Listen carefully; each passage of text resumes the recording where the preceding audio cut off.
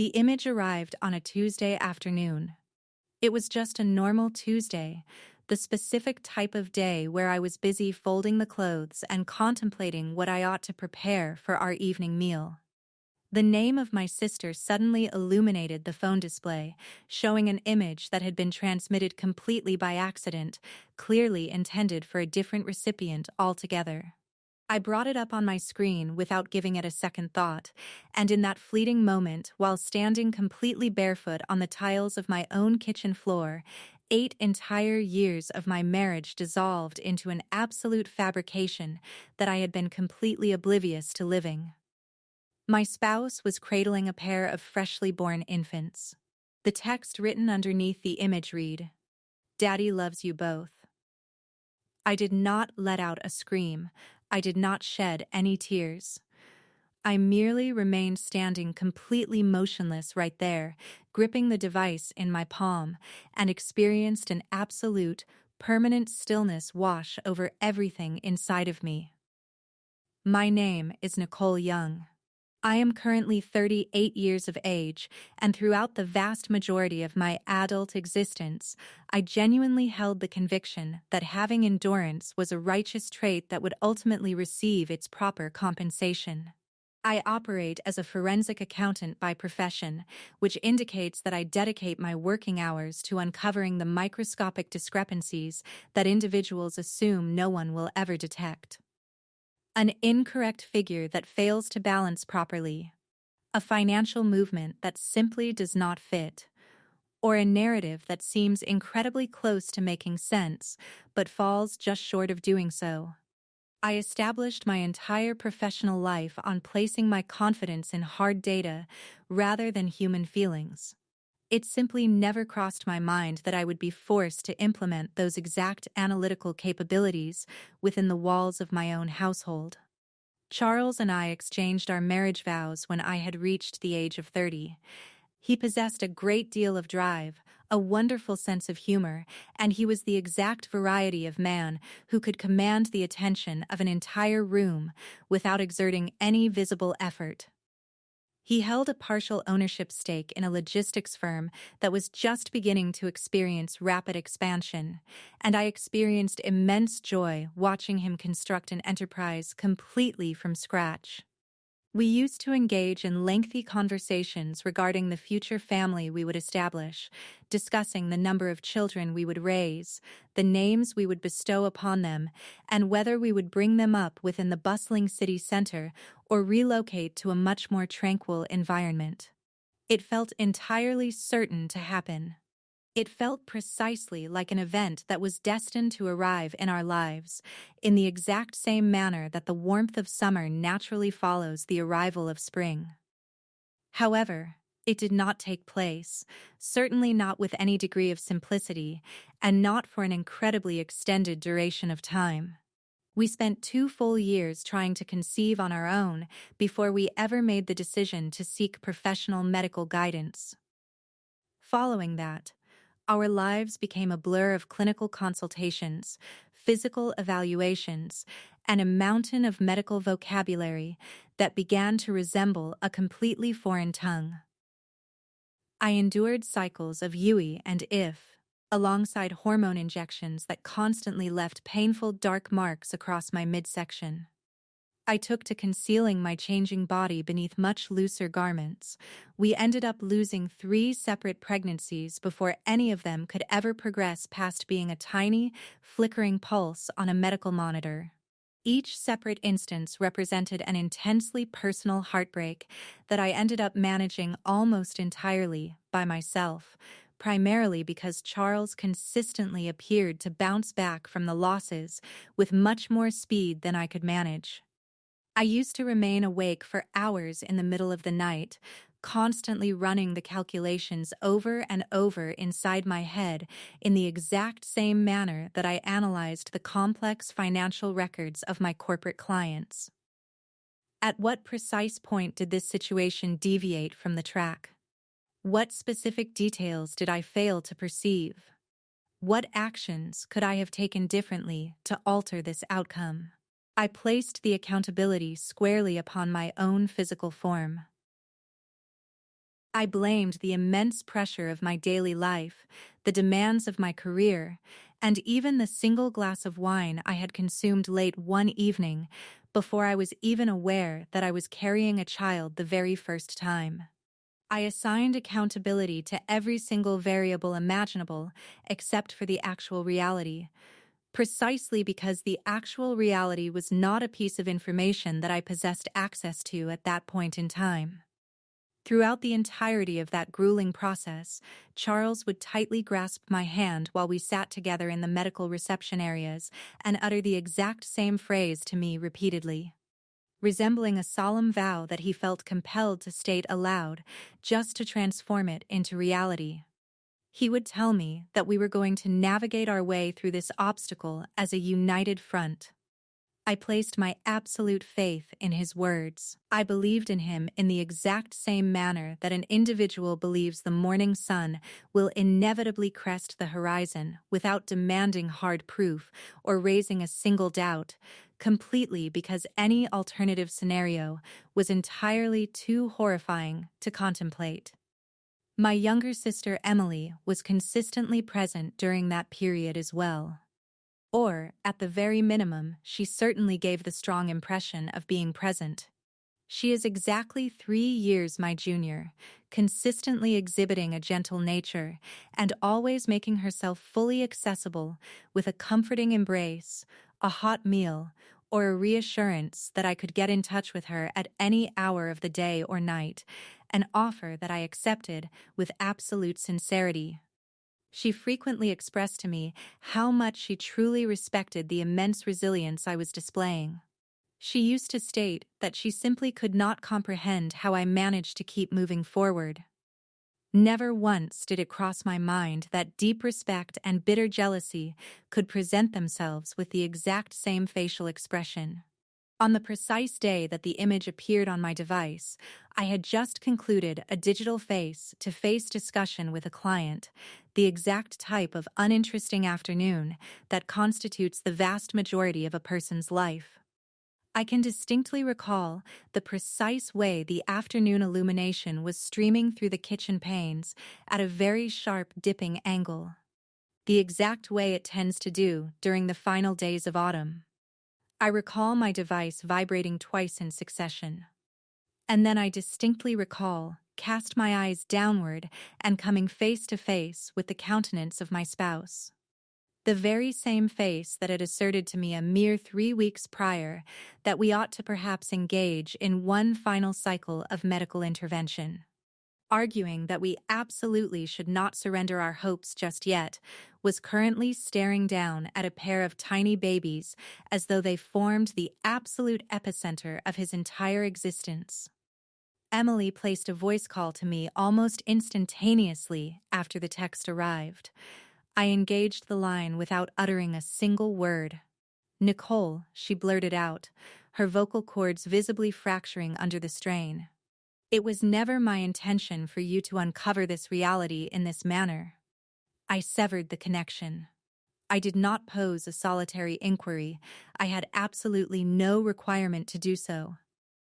8 full years of specialized investigative auditing training had instilled within me one fundamental rule above all alternative concepts.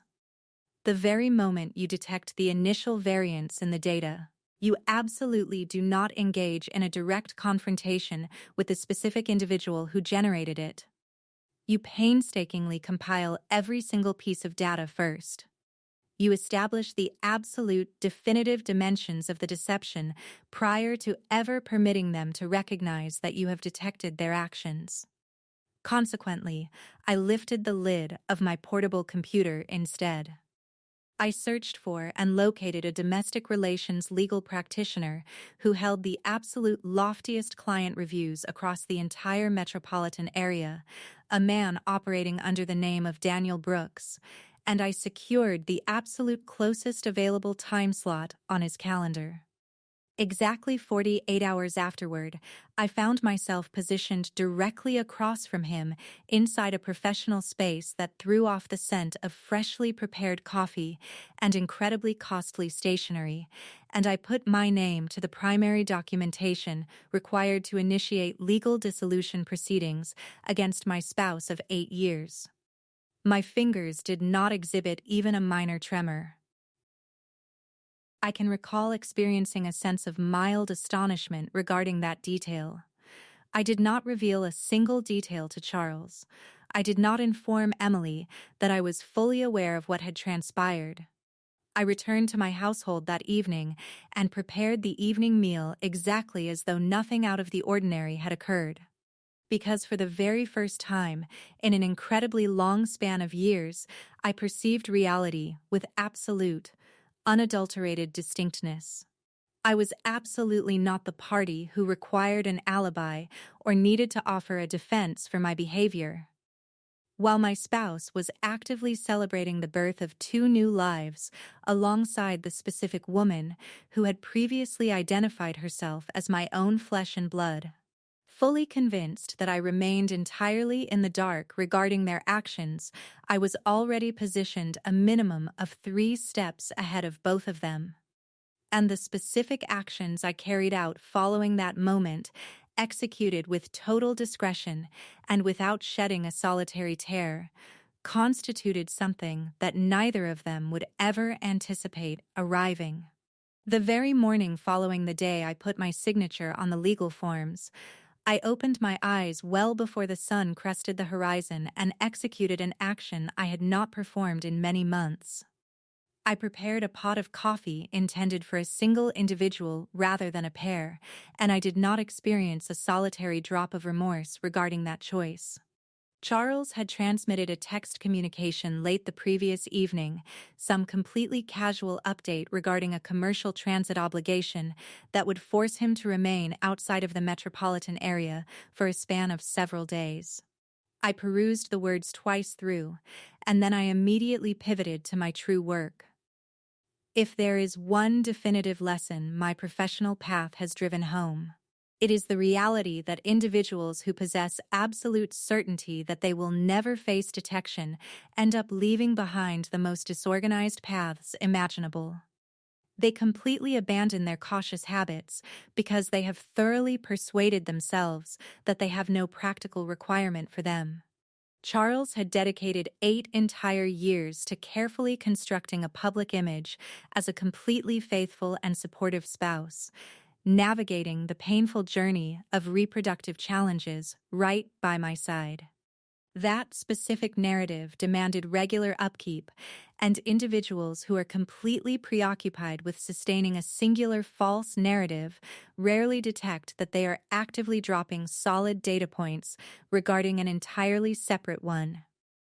I initiated my investigation with our financial card ledgers. We had consistently maintained largely autonomous financial ledgers throughout our time together, a choice that had appeared merely sensible when we made it, but currently felt almost like an act of divine foresight. However, a shared ledger did exist, which we utilized strictly for general household bills. And deeply obscured within several months of standard food marketplace purchases and recurring utility costs, I stumbled upon 4 completely separate transactions directed toward the exact same lodging facility, situated in an outlying residential area that neither of us had any logical justification to ever explore. Each stay spanned precisely 2 evenings, consistently commencing on a Thursday and extending into the daylight hours of a Friday. I took those specific lodging dates and explicitly cross-referenced them directly against the personal log kept on my mobile device, the automated system that logs every single historical movement without requiring manual input. I had completely forgotten that I even left that tracking feature operational. 3 of those specific lodging events aligned perfectly with the exact weeks I was back at home physically mending from intensive IV clinical procedures.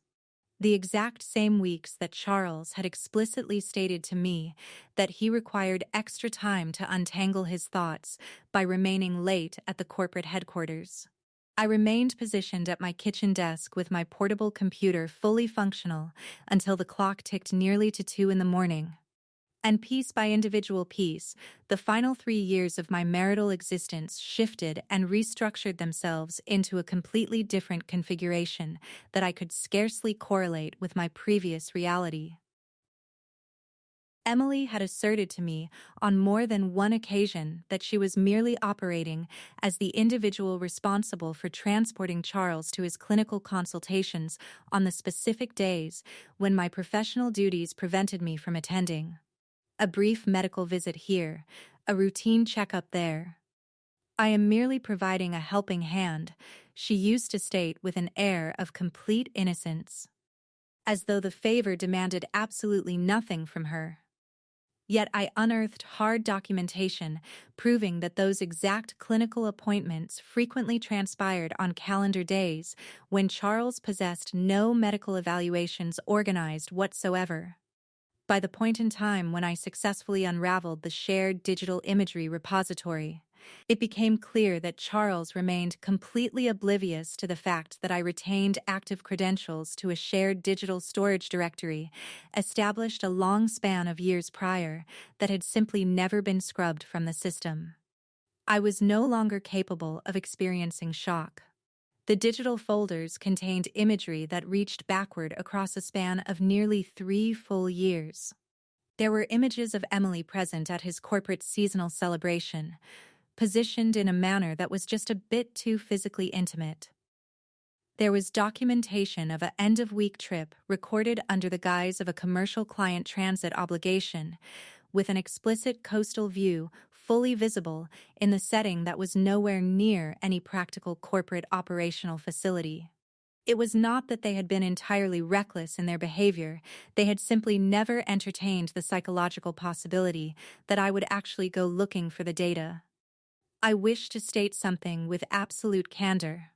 There is a highly unique variety of emotional agony that manifests when you obtain hard confirmation of a disloyalty that you already harbored intuitive doubts about. And it is entirely distinct from the sudden emotional whiplash of stumbling upon a betrayal that you never once anticipated in your wildest dreams. This current situation fell squarely into that second category. And directly beneath that immense emotional ache, a much more frigid sensation was beginning to solidify. Absolute clarity. For 8 entire years, I had internalized every single agonizing phase of our marital journey as an explicit reflection of my own personal inadequacies, my malfunctioning physical form, my absolute blame, and my sole obligation to correct the issue. Now, I finally perceived that I had been enduring the crushing weight of another individual's personal decisions across the entire timeline. I did not initiate a direct phone call to Charles. I did not reach out to Emily to give her a piece of my mind. Instead, I turned directly to the single course of action where I excel. I constructed a comprehensive evidentiary case file. Every single lodging transaction, every single mismatched timeline, and every single photograph holding an explicit digital marker that articulated a far more authentic narrative than either of those individuals had ever dared to utter to me face to face. I filed and compartmentalized the data in the exact same manner that I would structure evidentiary documents for a major corporate client. Completely systematic and entirely devoid of any personal emotional commentary. Because the unadulterated facts possessed no practical requirement for my personal fury to accompany them. They articulated the reality with absolute transparency entirely on their own merits. I transmitted the finalized, comprehensive file directly to Daniel Brooks exactly 48 hours later. He reviewed the collected documents right in front of me during the course of our second professional consultation. His facial expression remained completely neutral, showing the highly disciplined control of a legal professional who has looked upon every imaginable variation of relational devastation that a marital union is capable of yielding. When he finally elevated his gaze to meet mine, he merely remarked, "This is exceptionally precise." I informed him that I possessed 8 entire years of continuous real-world experience identifying the exact discrepancies that alternative individuals failed to perceive.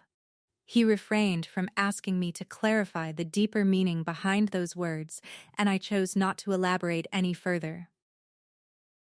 Exactly 3 days following that specific legal consultation, my mobile device began to ring, displaying a sequence of numbers that I recognized instantly but had absolutely no anticipation of seeing. Margaret, the mother of Charles. We had consistently maintained a highly affectionate connection throughout the years, the specific kind of bond that was rooted in authentic care rather than mere family expectation. She was accustomed to placing calls to me merely to see how I was faring, to inquire about my professional projects, or to fill me in on the progress of her backyard plants. This specific call, however, threw off a completely different energy from the exact instant I engaged the line. Her vocal delivery sounded incredibly frail and lacked any stability, carrying a tone that I had never once detected from her across our entire history.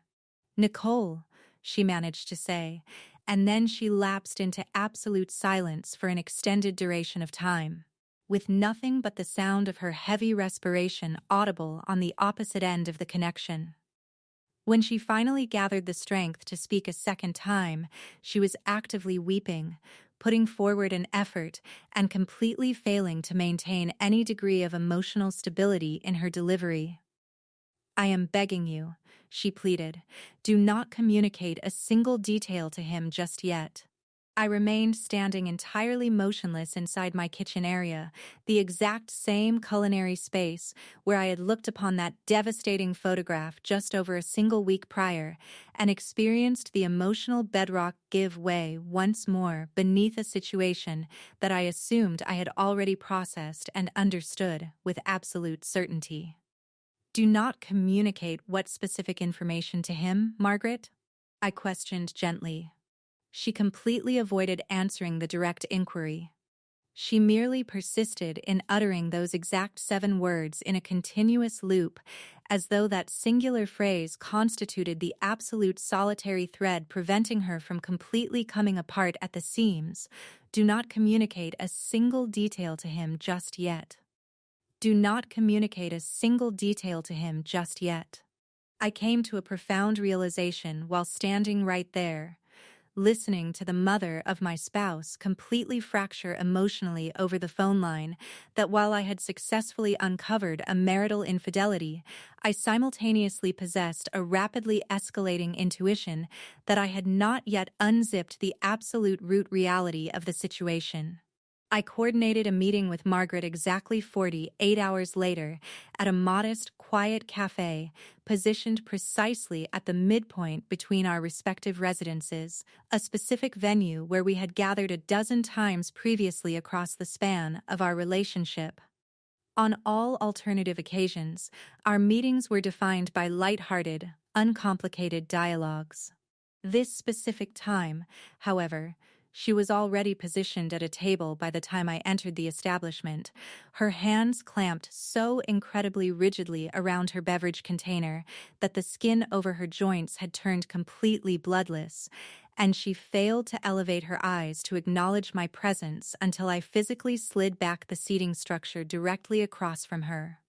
She gave the physical impression of having aged significantly since our prior interaction, not in terms of actual calendar years, but under the weight of something far more massive, the exact variety of deep exhaustion that manifests when an individual has been bearing a crushing weight for an immense duration of time without ever granting themselves permission to set it down on the earth.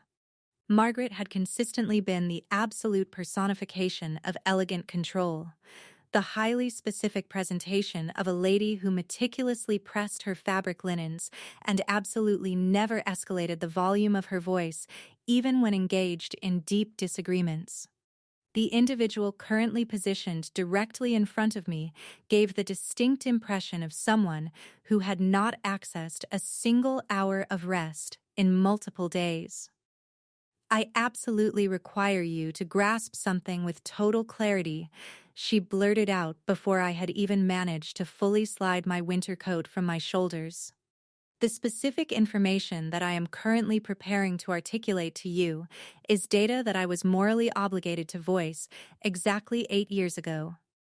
I have carried deep remorse regarding my decision to maintain absolute silence every single consecutive day since that moment."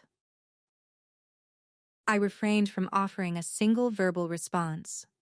I had recognized early on within my specific line of work that maintaining absolute verbal silence is frequently the absolute most rapid mechanism to compel another individual to persist in speaking. Margaret inhaled a very slow, deliberate breath and proceeded to articulate that she had possessed explicit awareness of something. Something of monumental significance, something that would have completely altered the trajectory of our lives since nearly the absolute dawn of our matrimonial union. She articulated the data in fragmented pieces, completely dancing around the actual core information in the exact manner that individuals consistently do when they harbor a deep psychological terror that stating the reality with absolute bluntness will transform it into an unalterable reality. "Is Emily aware of this?" I interjected, because that specific query was resting with the absolute maximum weight directly upon my heart.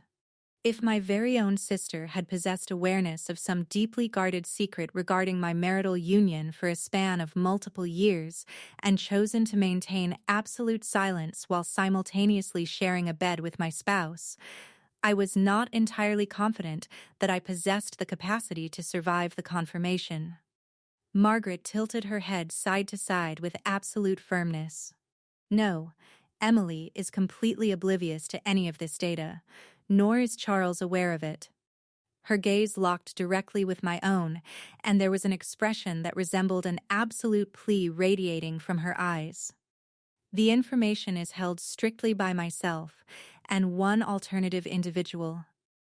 "Who exactly?" I probed. "Dr. Collins, your previous reproductive specialist," she whispered. I experienced a sudden, intense tightening directly in the pit of my stomach. Dr. Rebecca Collins had been the medical professional responsible for steering almost every single phase of our reproductive medical journey exactly 8 years prior.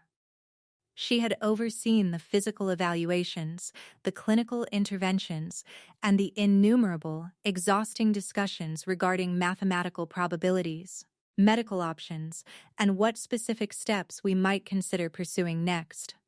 I had not engaged in a single conversation with her in a span of multiple years, not since the precise moment Charles and I had ultimately elected to cease all medical interventions and made a conscious effort to find emotional equilibrium with the specific reality we possessed rather than the dream we had so meticulously designed.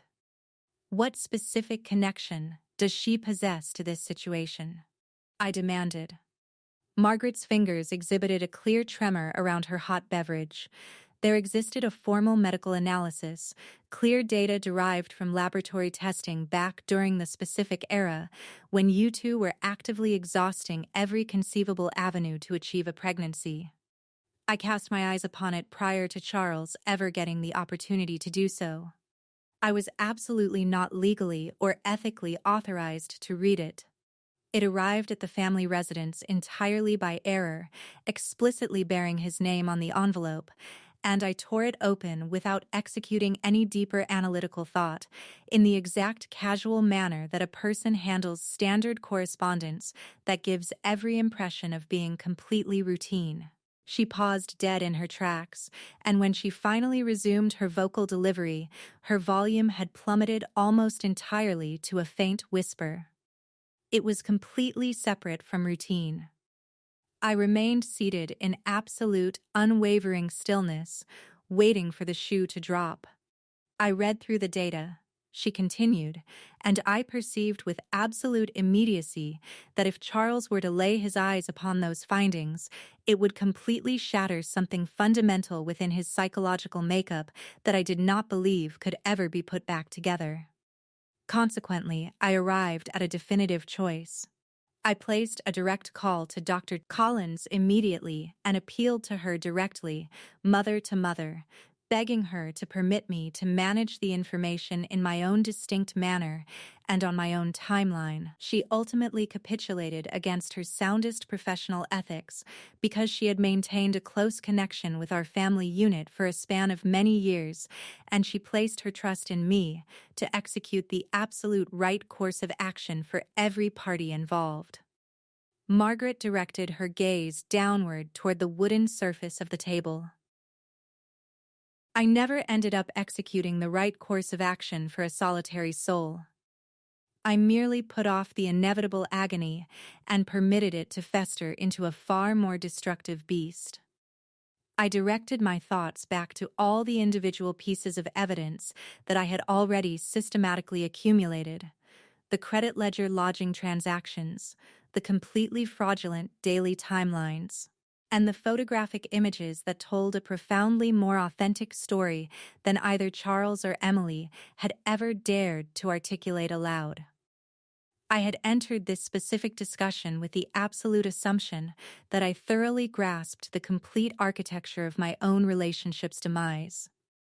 Sitting directly across from Margaret, I suddenly comprehended that I had merely been observing the outermost layer of an issue that was vastly older and far more bizarre. "Margaret," I stated with immense precision, "what specific data did that laboratory analysis articulate?" She extended her hand into her shoulder bag with visibly unsteady fingers and extracted a highly compressed, faded fragment of paper.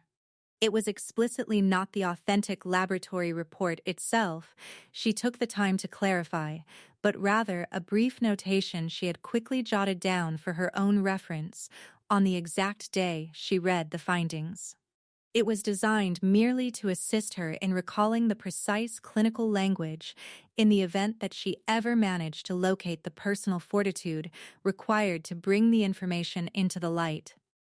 She refrained from transferring the paper into my grip. She merely clutched it as though it constituted an object far too perilous to let loose into the external environment quite yet. "I lack the capacity to articulate the details to you within this public venue," she stated firmly. "Not in this casual manner, not in fragmented pieces. You possess an absolute right to look upon the data in its proper context, the exact manner that I was morally obligated to present it to Charles 8 full years ago, instead of concealing it away in a storage unit and persuading myself that I was performing an act of protection on his behalf." Her vocal delivery caught sharply. "The reality is that I was merely shielding my own self from the agony of watching him completely collapse emotionally, from being the explicit catalyst who broke his spirit." I extended my arm across the expanse of the small table and placed my palm directly over her trembling fingers, an emotional impulse that I could not entirely rationalize out loud. Given the immense scope of information I was now fully aware she had actively withheld from our lives. Whatever massive emotional load she had been dragging through her days, it had clearly stripped her of nearly a full decade of mental tranquility. "I absolutely require to see that clinical file," I informed her with total firmness. "The authentic document, wherever Dr. Collins preserves her medical archives." Margaret offered a slow, deliberate nod of affirmation, utilizing the reverse side of her unengaged hand to clear the moisture from her eyes. Following that action, she articulated a specific thought that remained firmly lodged in my mind for the remainder of that calendar day, continuously echoing over and over inside my thoughts as I steered my vehicle back home through urban paths that suddenly took on a completely alien quality. The arrival of those specific infants completely altered the reality of everything, Nicole, she murmured with total quietness. However, absolutely not for the specific reason that Charles believes to be true. I placed a telephone call to the medical practice of Dr. Rebecca Collins the very next morning, before I had even managed to consume the final drops of my initial morning beverage. I had not engaged in a single verbal exchange with her in nearly 5 full years, not since that specific final unsuccessful reproductive intervention cycle when Charles and I had silently arrived at a mutual consensus to terminate all clinical attempts and allow ourselves to actively mourn the specific family unit we were clearly not destined to possess. Her front desk professional transferred my call through to her with a degree of speed that caught me entirely off guard, and the moment Dr. Collins engaged the line, her vocal delivery held a distinct trace of shock that rapidly transitioned into a highly disciplined, careful register. "Nicole," she remarked, "an immense span of time has passed since we last spoke. I possess an absolute necessity to look upon my historical medical archive," I informed her without any preamble. "The entirety of it. Every single physical evaluation, every single laboratory finding from the exact calendar year we spent executing those clinical cycles together." An extended silence manifested on the line, long enough that I could clearly perceive the distant, muted activity of the medical facility humming away in the background. "Am I permitted to inquire as to what specific event has prompted this request?" she questioned. "Margaret came to find me and initiated a conversation," I stated with absolute simplicity, which triggered another pause on her end, though this one was significantly more brief. "Present yourself at my office this afternoon," she directed smoothly. "I will personally extract the entire physical file from our archives." The medical clinic presented an appearance that was almost completely identical to the mental image I had preserved over the years. It retained the exact same muted gray tones on the walls, and it displayed the identical soft watercolor artwork that had been hung with the explicit intention of making the delivery of life-altering, heartbreaking news feel slightly less aggressive than it actually was. Dr. Collins arranged to meet with me within the privacy of her personal office space, rather than conducting the interaction inside a standard medical examination room, and a noticeably dense paper folder was already positioned on the surface of her desk, waiting for my arrival. She was currently navigating her late 50s, with distinct strands of silver hair weaving through a mane that had been predominantly dark the last time I had found myself positioned directly across from her. However, her professional demeanor remained completely unchanged. It was the exact same measured, deliberate style, defined by a complete unwillingness to sugarcoat difficult physical data into something that felt more comforting than the reality dictated. "Prior to allowing you to inspect these pages," she enunciated carefully, "I want to explicitly state that I have harbored deep professional and personal regret regarding my specific involvement in this situation for a very long span of time." She looked at me directly. "Margaret approached me during a period of genuine, intense emotional panic, and I made a definitive professional choice that I would absolutely never repeat if given the opportunity today. I permitted the raw terror of a mother to completely supersede the fundamental ethical right of a patient to access their own diagnostic information." She gently pushed the thick paper structure across the desk toward my position. "I am deeply sorry, Nicole. Truly and sincerely." I unzipped the folder using fingers that remained significantly more steady than I had anticipated, especially considering the specific nature of what I already suspected I might uncover within those pages. Tucked inside were standard medical sheets that I recognized immediately: detailed hormone trajectory charts, handwritten sonogram observations, and the familiar clinical shorthand that narrated 8 full years of continuous reproductive efforts. However, positioned near the absolute rear of the collection, there existed a formal document that my eyes had never once looked upon previously. It was explicitly dated almost exactly 8 full years in the past, and it was addressed specifically and exclusively to Charles, never bearing my own name. I proceeded to read through the complex medical phrasing, taking my time to decode the clinical terminology inside my thoughts in the exact manner that I had spent years decoding intricate corporate financial declarations for perplexed business clients until the underlying significance transformed into something completely unmistakable. The diagnostic findings were absolutely not centered on my own physical form at all. They were entirely about Charles. The laboratory report demonstrated with absolute clarity and scientific certainty that the persistent reproductive obstacles we had wrestled with for a span of consecutive years had never originated from my physical body. Contrary to the way I had spent nearly a full decade beating myself up and believing it had. There was an explicit, major male reproductive factor discovery that was substantial enough that Dr. Collins had formally recorded a recommendation in black ink stating that we needed to sit down and evaluate entirely different alternative routes forward together as a marital team. That specific correspondence had been dispatched to our residence inside a sealed envelope addressed exclusively to Charles. Margaret had intercepted and opened it entirely by accident, and instead of transferring the diagnostic pages to her own son, she had arrived at a solitary conclusion in a flash of absolute panic to completely shield him from a reality she genuinely believed his ego and mental health could not withstand. I remained seated right there in that completely tranquil room and experienced 8 full years of intense self-criticism completely shift and rearrange itself into a totally different understanding of reality. Every single late night I had spent running agonizing mental calculations about what specific lifestyle choice I might have executed incorrectly. Every single painful clinical intervention I had endured under the false impression that my own physical body was the sole mechanism causing our shared heartbreak.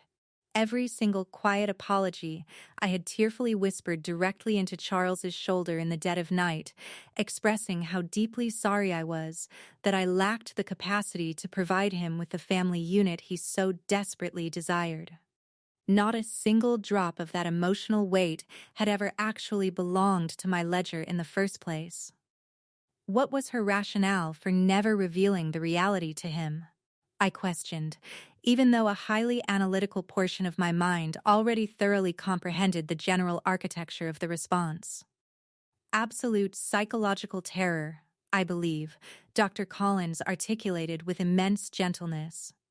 Margaret possessed an incredibly fierce, consuming love for her son, matching the specific style of certain mothers where ensuring his immediate emotional insulation is prioritized significantly higher than the preservation of absolute truth.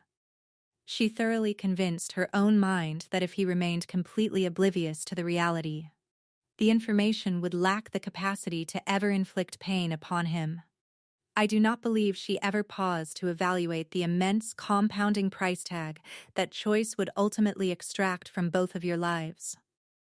I directed my internal focus toward Emily and then pivoted my thoughts toward the mental image of Charles cradling a pair of newborn infants, accompanied by a written line that designated him as their father without a single trace of hesitation or a solitary question. If the laboratory report resting directly in front of my eyes was scientifically valid, and I possessed absolutely no rational justification remaining to harbor any skepticism regarding its authenticity, then those twin babies were mathematically and biologically incapable of being his genetic offspring. Which meant one of two distinct possibilities existed. Emily was either completely oblivious to the genetic reality herself, or she was actively participating in a scenario that was vastly more convoluted than a standard extramarital betrayal.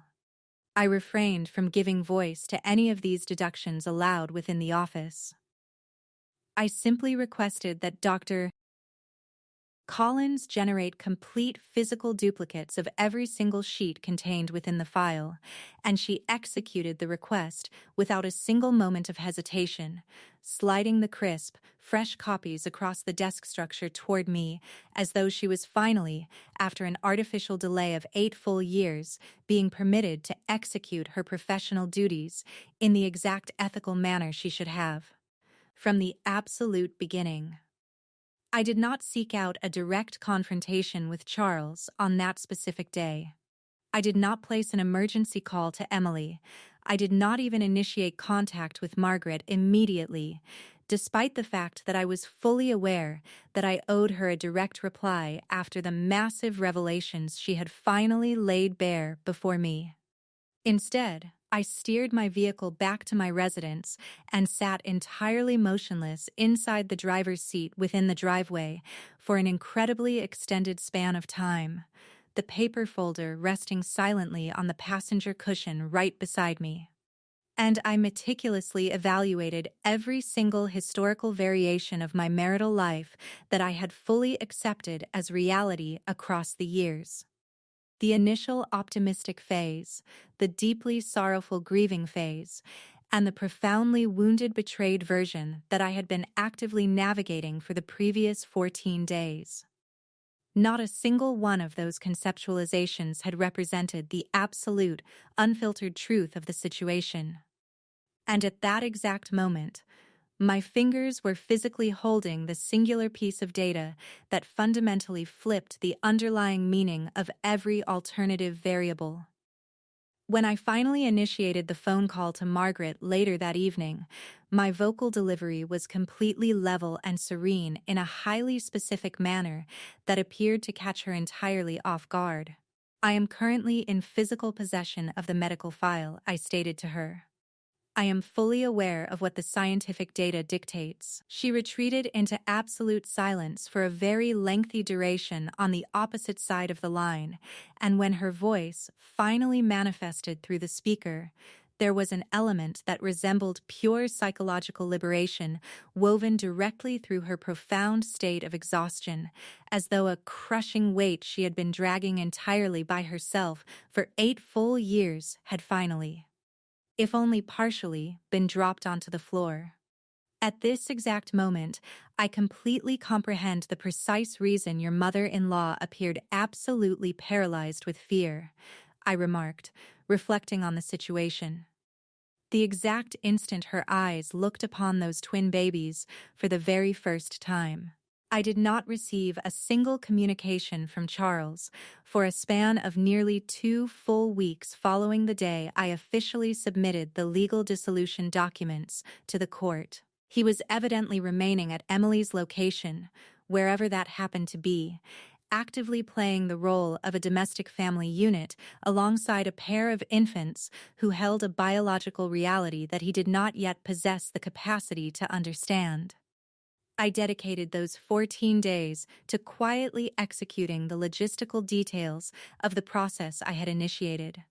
I organized 2 subsequent face-to-face strategies with Daniel Brooks, systematically sorted through our corporate and personal asset statements, and smoothly executed the practical cold movements required to bring a marriage to an end, all while carrying a deeply guarded secret that would ultimately vaporize that relationship for reasons that looked completely separate from the initial variables I had identified. I deliberately chose not to extend any communication toward Emily. I lacked any clear understanding regarding what she did or did not comprehend about the biological mechanics of the situation, and in all honesty, I was not entirely certain that I possessed the desire to discover her level of awareness. Certain variations of relational betrayal are sufficiently basic that a person can navigate them through the fuel of pure, unadulterated anger. This specific situation, however, possessed roots that dug incredibly deep into the past. I was still actively putting forward an effort to fully comprehend the architecture of it myself. It was ultimately Margaret who broke the silence by placing a call to my device on a Thursday evening, her vocal delivery noticeably constricted with a combination of deep apprehension and intense immediacy. "Charles is currently in transit back to the house," she articulated with total gravity. "Tonight. He is demanding that I meet the infants in a formal family setting." She paused intentionally before delivering the final line.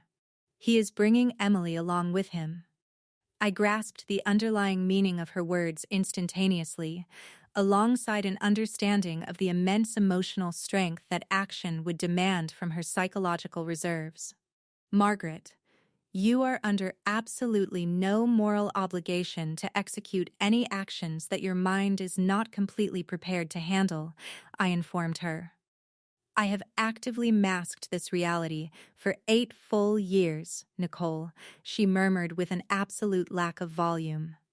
"I hold the belief that the timeline has arrived for me to cease hiding."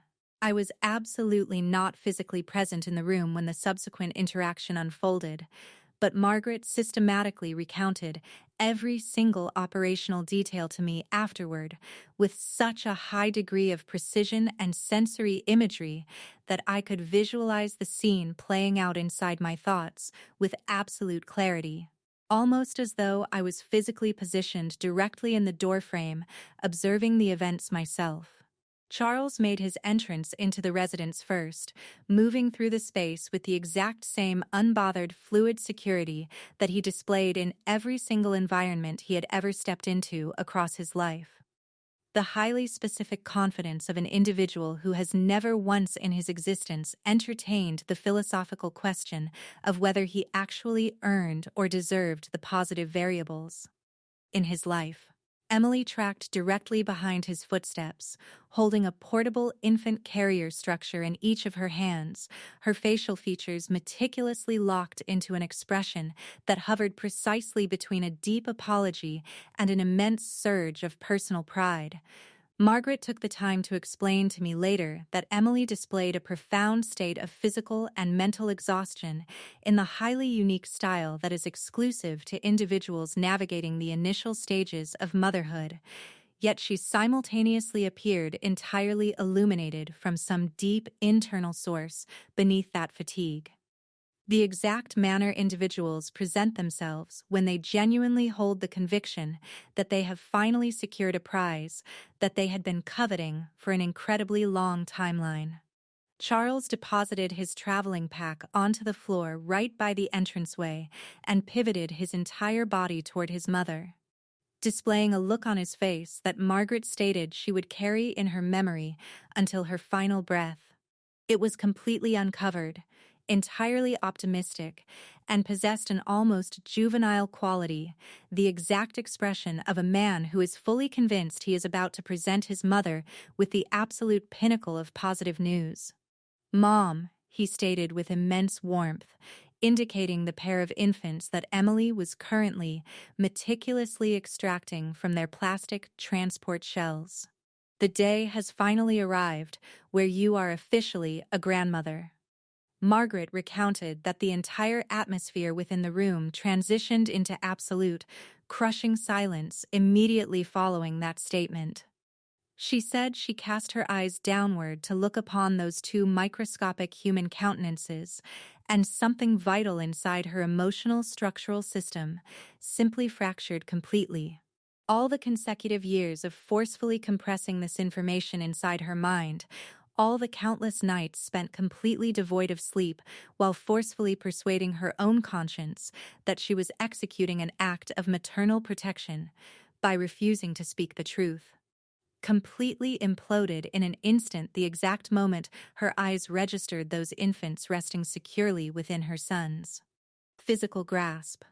She stated that she physically felt the warmth and circulation completely evacuate her face, felt her lower limbs lose all structural stability beneath her torso, and was forced to physically extend her arm to clamp onto the reverse side of a wooden chair, simply to prevent her body from dropping to the carpet. Charles registered the physical shift instantaneously, his broad smile immediately disintegrating into absolute bewilderment. "Mom, what specific issue is unfolding right now?" She informed me that she unzipped her lips, and the words that forced their way out into the open atmosphere were absolutely not the polished lines she had mentally rehearsed 1,000 individual times across the span of 8 long years. They manifested as significantly smaller, far more fractured and completely broken than she had ever intended, yet they possessed the distinct quality of being, finally, after everything that had transpired, completely and unalterably authentic. "Hold on," she breathed out in a faint whisper. "She failed to communicate the reality to you." Charles went completely rigid where he stood. Emily, who was positioned just a short distance behind his shoulder while actively cradling one of the infants against her torso, experienced a sudden evacuation of color from her face in a highly specific style that Margaret stated her eyes locked onto immediately, a physical response that delivered a vital piece of data. Emily was completely in the dark regarding the biological reality as well. Whatever specific information Margaret was currently preparing to bring into the light, it constituted a massive shock to both of them for entirely distinct reasons and through completely separate contexts. "Communicate what specific data to me?" Charles demanded, his vocal volume dropping into a highly defensive, calculating register. The exact tone of an individual who intuitively detects that the very ground beneath his feet is actively dissolving. Margaret refrained from offering an immediate verbal response. She explained to me that she merely remained standing there for what felt like an eternity, directing her gaze back and forth between her biological son and the specific woman with whom he had systematically constructed an entire clandestine family unit, and she physically experienced the complete, crushing weight of 8 full years bearing down heavily upon that singular, excruciating pocket of absolute silence. She stated that her thoughts immediately pivoted to my situation, to the consecutive years I had spent internalizing the blame within my own physical form, constantly offering deep apologies for a reproductive outcome that had never represented my personal biological deficiency to begin with. She stated that specific thought was the precise element that ultimately provided her with the raw courage required to take physical action. According to Margaret's account of the evening, not a single individual inside that room uttered a solitary syllable for what gave every impression of being an unnaturally prolonged pocket of time. Emily adjusted the position of the infant resting against her torso, her facial expression tightening with an immediate sense of dread that possessed absolutely nothing to do with standard moral judgment and everything to do with absolute intellectual confusion. Charles remained completely paralyzed right by the entrance door, still fully enveloped in his winter outerwear, waiting with bated breath for an explanatory response that his mother was simply not prepared to articulate to him on the spot, left standing inside a standard entryway. Margaret informed me that she finally shifted her physical position, walked directly into the home office without emitting another sound, and dropped down onto her knees directly in front of the compact, insulated lockbox structure that she had intentionally maintained in the absolute deepest section of the storage space for this exact scenario, the specific repository that she had promised her own conscience for 8 full years that she would unseal the moment she experienced total readiness, even though a cynical portion of her mind had begun to question whether that calendar day would ever actually manifest in the real world. Her fingers were visibly trembling, she noted, as she systematically dialed the exact numerical sequence required to disengage the locking mechanism. Charles had tracked her movements partway down the corridor, coming to a halt directly in the framework of the office door, silently observing his mother kneeling on the floorboards in front of a hidden security device that he had possessed absolutely no historical awareness of existing. Emily remained positioned even further back in the layout of the home, still actively balancing one of the twins against her frame, her countenance displaying a complex blend of deep mystification and something that appeared, Margaret explicitly noted, incredibly close to pure terror. Positioned inside the interior of the lockbox was a solitary, completely unsealed paper packet that had become noticeably softened and frayed at the physical perimeters from 8 full years of continuous physical handling, contemplation, and re-entry into its dark hiding spot. Margaret extracted the item using both of her hands, in the exact manner a person would transport a highly delicate piece of glassware, an object that had already shattered completely on a prior occasion and threatened to disintegrate a second time the exact instant it was exposed to the light. She turned her frame back toward the direction of her son, clutching the paper packet tightly against her chest, and for the absolute first time across a timeline of 8 full years, she was completely and totally prepared to permit him to look upon every single variable it contained.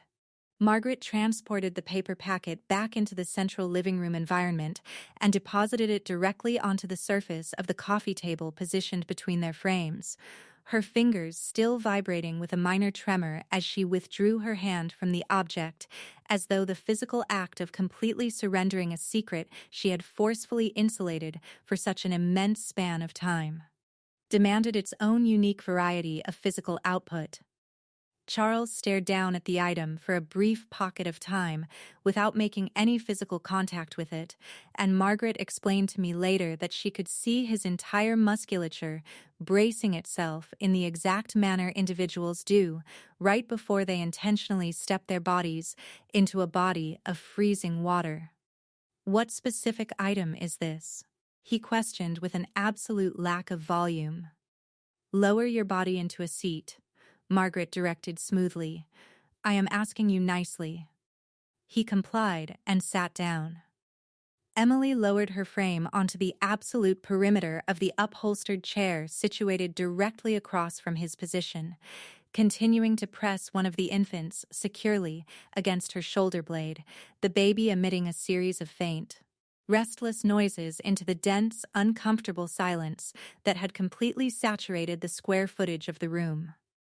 Margaret initiated the process of opening the paper packet herself, her fingertips navigating carefully over paper fibers that had evidently been creased and flattened out dozens of individual times across the timeline of the years, and laid the contents flat upon the table surface.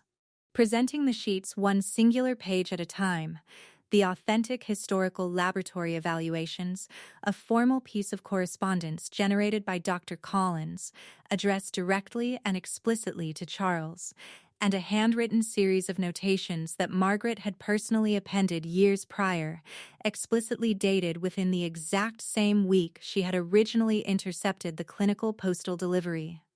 Charles extended his hand and retrieved the clinical analysis document first. Margaret silently tracked his eyes as they migrated across the written data slowly during the initial pass, then accelerated significantly, and then decelerated once more as he repeatedly perused specific lines of text, putting forward a visible effort to extract cognitive meaning from clinical language that was not inherently overly complex, but was actively executing a complete structural demolition and rearrangement of something absolutely foundational within his personal understanding of the previous 8 years of his existence. This specific data indicates he initiated aloud and then cut his own vocal delivery off entirely. He elevated his face to lock eyes directly with his mother. "This documentation is centered explicitly on my own body." "Yes," Margaret responded with immense softness. "This is absolutely not Nicole's medical file. This document belongs entirely to you." His vocal delivery had transitioned into a highly bizarre, completely flat frequency that Margaret stated she had never once detected from his throat across his entire life timeline. "You are actively articulating to me that the underlying mechanism behind why we lacked the capacity to establish a pregnancy was never her physical body?" Margaret nodded slowly, unable to speak past the lump in her throat. Charles set the paper down with exaggerated care, his hand suddenly becoming unreliable. For 8 years, he had let me think it was my fault, letting me cry and apologize while he remained silent, completely unaware of the truth. Across the room, Emily had gone completely still. If the report was accurate, the condition that had made conception impossible with me made it just as unlikely with her, meaning the twins in her arms were not biologically his. The room fell into a heavy silence. Charles stood up abruptly and grabbed his keys, pulling the front door open before anyone could stop him. He drove to my house, arriving after 9 that night, red-rimmed and undone, holding the creased medical report like evidence. "You knew," he said as I opened the door. "I found out 2 weeks ago," I replied calmly, the same way I found out about Emily. "By accident." He flinched, swearing he had no idea. Looking at the wreckage of my marriage, I felt closer to sorrow than anger. But it didn't change my decision. I let him in so the conversation could happen on my terms. He talked desperately, blaming the initial lie on his mother. "The lie wasn't yours," I told him finally. "But it didn't start with your mother's secret. It started the day you decided you were entitled to find what you were missing with my sister, without ever telling me you were struggling. You let me believe I was the reason we couldn't have a family, while you built one with someone else." He had no answer. The fight went out of him as he finally accepted the reality. "What happens now?" he asked. "The divorce moves forward," I said. 3 weeks later, the final mediation was completed quickly. I asked only for what I was entitled to. The truth had already done more damage than any settlement could. Emily moved out of state with the twins, and Charles sold his share of the logistics company, moving to another city to start over. As for me, I didn't rebuild my life around what I'd lost. I built it around what I'd learned. A year later, I used part of the settlement to start a small foundation that helps couples navigate infertility with real transparency and full access to their medical records. For 8 years, I blamed myself, but I won't waste another day doing that. Sometimes, the greatest revenge isn't making someone suffer, it's refusing to carry their lies any longer. If this story stayed with you, join our community by hitting that like button and subscribing for more quiet, honest stories.